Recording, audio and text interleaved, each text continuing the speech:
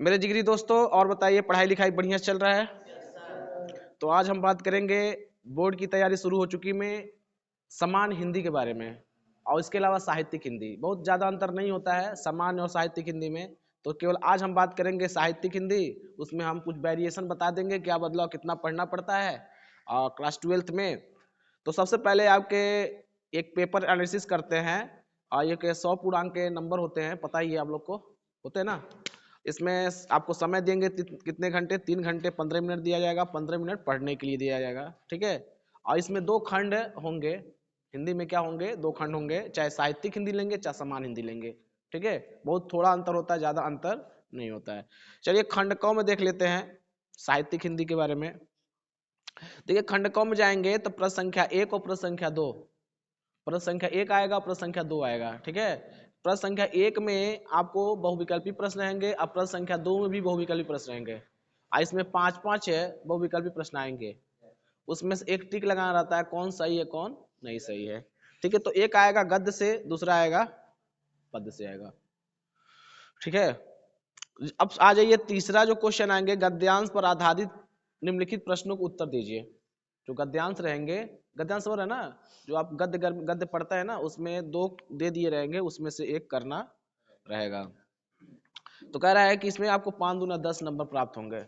कितने प्राप्त होंगे? 5 दूना 10 नंबर। देखिए जब गद्यांश में बात करते हैं तो 2 गद्यांश दिए रहेंगे, उसमें कुछ प्रश्न दिए रहेंगे, प्रश्न को हल करना रहेगा। उसमें से केवल एक ही करना है, या तो अथवा वाले करें या तो पहला वाला कर लो उसमें।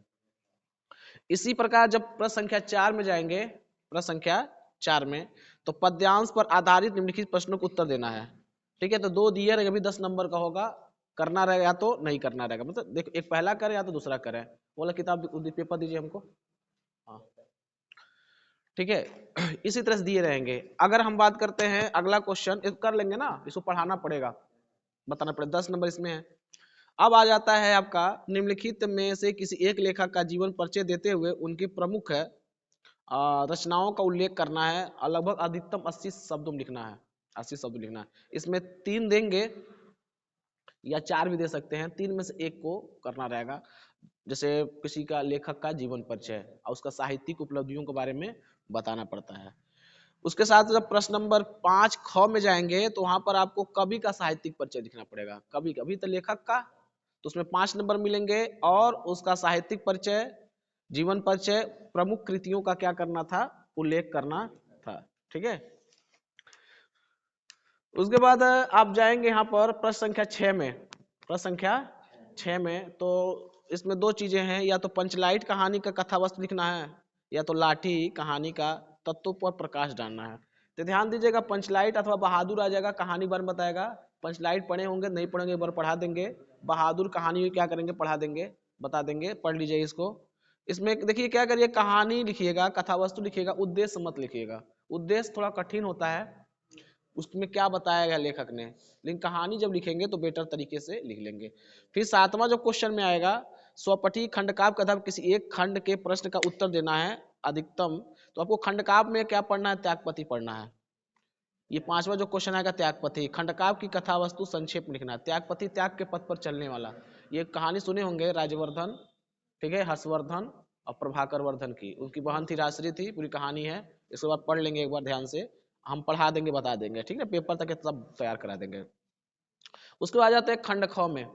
देखिए जब खंड ख में आएंगे तो 8वां का क जो होगा, 8वां का वो क्या रहेगा, संस्कृत गद्यांश दिए रहेंगे, संस्कृत गद्यांश, ठीक है। ये भी आपको 7 नंबर मिलेंगे। 2 गद्यांश दिए रहेंगे, हम कहे थे बस केवल संस्कृत का गद्यांश आपको हिंदी में पढ़ लेना है, 2-4 तो उसका हिंदी कहानी जान लेंगे, उसका अनुवाद करना अपने आप अनुवाद कर लेंगे। इतना नहीं देखने जाते हैं कि कितना सही लिखा है, क्योंकि उनके पास इतनी कॉपियां होती है ना कि देखते रह जाएंगे। हमको पता है यूपी बोर्ड में कितना साइन किया जाता है, कितना नंबर दिया जाता है, ठीक है। अगर बढ़िया साइन कर दिया जाए तो हमको लगता है कि 10% लड़के, 15% लड़के नहीं पास होंगे, लेकिन उतना नहीं किया जाता है। तो ये दिए, 2 दिए रहे, उसमें करना रहेगा, क्या करना रहेगा, एक गद्यांश दिया रहेगा संस्कृत का, ठीक है, और एक पद्यांश दिया रहेगा। तो गद्यांश में आपको 7 नंबर और पद्यांश में आपको भी 7 नंबर, 14 नंबर मिलेंगे। किसमें मिलेंगे, आपके संस्कृत में। खंडकों में पहला क्वेश्चन 8वां क्वेश्चन होगा, ठीक है। उसके बाद आएंगे हम लोग, निम्नलिखित मुहावरों लोकोक्तियों में से एक अर्थ लिखना, मुहावरा दिया रहेगा। ये आसान होते हैं, जैसे काला अक्षर भैंस बराबर दिया हुआ है, ईद का चांद होना, ये सब लिखा जाएगा। और उसके बाद निम्नलिखित शब्दों का संधि विच्छेद करना है, तो ये सब ऑप्शन में रहते हैं, ठीक है, उसमें एक ऑप्शन सही रहेगा, बहुत आसान है। 10 के बाद फिर कह रहा कि संधि विच्छेद करिए, संधि विच्छेद करिए, ठीक है। उसके बाद विभक्ति चुनना है, कौन सा वचन है, कौन सी विभक्ति है। उसके बाद आप कहा जाएगा युग्मों का सही अर्थ चयन करना है, कौन सा युग्म सही है, अनिल और अनल का मतलब क्या होता है, ठीक है। इसके बाद इसमें निम्नलिखित गद्यांशों के लिए एक सही शब्द का चयन करना है, ये आएगा निम्नलिखित में से एक शब्द का 2 सही अर्थ लिखना है, गति, तीर, ऐसा दिया रहेगा, ठीक है। अगला जो होगा कहेगा कि सही शब्द बताना, आशातीत, आशा के विरुद्ध, आशा के अनुसार, ठीक है, ये सब दिए, उसमें सही शब्द का चयन करना रहेगा। जानने का इच्छा को क्या कहते हैं, जानकार कहते हैं, ज्ञानी कहते हैं, जिज्ञासु कहते हैं, बुद्धिमान कहते हैं। तो जानते ही जानने का जो अर्थ इच्छा रखता है उसे क्या कहते हैं, जिज्ञासु होते हैं, ठीक है, ये होता है। उसके बाद जो घ क्वेश्चन आएगा उसमें 2 वाक्यों को शुद्ध करना है, उटांग पुटांग लिखा रहेगा, उसमें कुछ कर्म कारण का अंतर रहेगा, नाउन प्रोनाउन का जो कमियां रहेंगी उसको क्या करना है, वर्ब उसमें सही करना रहेगा। अब लिखा बेटी तो पराया धन होता है, होता नहीं, होती है, ठीक है, तो इसमें अपने हिसाब से लिखना है कि कौन सा लिंग है, ठीक, उसके हिसाब से। श्रृंगार रस अथवा वीर रस का लक्षण लिखना, उसका उदाहरण देना है। श्रृंगार रस किसे का, दोनों में से कोई एक करना है, आपको 2 नंबर मिलेंगे। उत्प्रेक्षा अलंकार अथवा उपमा अलंकार में किसी एक को लिखना है, वही बार बार आता है। कुंडली अथवा दोहा के बारे में बताना है उदाहरण सहित है। ये आपको कम से कम जानते कितने नंबर, 6 नंबर, 2 2 4 तो 6 नंबर प्राप्त कर देंगे। कुंडलियां तो मतलब किससे किससे, श्रृंगार रस और वीर रस में, ठीक है, 2 3 रस पढ़ लेंगे आ जाएगा उसमें। उत्प्रेक्षा उपमा एक पढ़ लेंगे, कुंडलिया अथवा दोहा 6 नंबर मिल जाएंगे। उसके बाद आपको 13वां जो क्वेश्चन आएगा, किसी विद्यालय के प्रधानाचार्य को सहायक अध्यापक की भर्ती है तो एक प्रश्न पत्र, एक पत्र लिखना है, ठीक है। पत्र लिखने का तरीका पढ़ लिया जाएगा किसी दिन एक बार। और किसी बैंक के प्रबंधक अथवा अपने अध्ययन तो अल्प ब्याज में ऋण देने के लिए पत्र लिखना है कि हमको क्या है, हम आगे पढ़ाई करना चाहते हैं, कम ब्याज में हमको ऋण प्राप्त हो जाए तो हम अपनी आगे की स्टडी कर लेंगे। उसके बाद जो 14वां क्वेश्चन होगा आपका 9 नंबर का, 9 नंबर का होगा ये निबंध है, अपनी भाषा सही लिखना होगा। जैसे बहुत सारी आजादी का अमृत महोत्सव दिया हुआ है, नई शिक्षा नीति 2020, गुण दोष क्या हो सकते हैं, गुण भी बताना है, दोष भी बताना। पर्यावरण संरक्षण आवश्यकता और महत्व क्यों है, मेरा प्रिय लेखक, वर्तमान समाज में नारी की स्थिति कैसे उत्पन्न हो रही है, इसके बारे में पढ़ना है, ठीक है। अब इसमें क्या इतने चीजें आपसे पूछे जाएंगे, चाहे साहित्यिक हिंदी हो चाहे, लेकिन अंतर क्या है आपका, अगर आप जाएंगे किसमें, साहित्यिक हिंदी में, तो आपको संस्कृत के जो पोर्शन होते हैं वो संस्कृत में दिया रहेगा, संधि विच्छेद जो ना दिया रहता है, और ये हिंदी में दिया रहता है, बस अंतर यही है, ठीक है।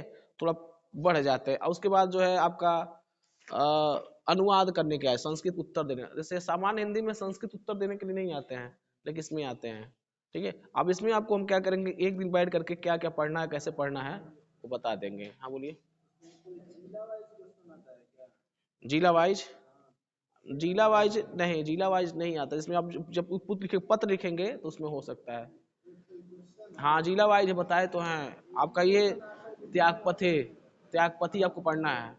एक खंडकाव्य जो है, खंडकाव्य में जो बाकी देखिए इसमें दिया हुआ मतलब दिखा रहे हैं। जैसे खंडकाव्य में जाएंगे तो मुक्ति यज्ञ दिया रहेगा, सत्य की जीत दिया रहेगा, ठीक है, रश्मि रथी, आलोक वृत्त, त्यागपथी, श्रवण कुमार। तो इसमें गोरखपुर जो पढ़ाया जाता है, गोरखपुर में वो त्यागपथी पढ़ते हैं। तो त्यागपथी बहुत आसान है, मतलब कहानियां सब आसान है, लेकिन इसको आसानी से पढ़ लेंगे, बता देंगे, ठीक है। तो समझ में आ गया ना, मेरे ख्याल से यही पढ़ना है हमको और कुछ नहीं है।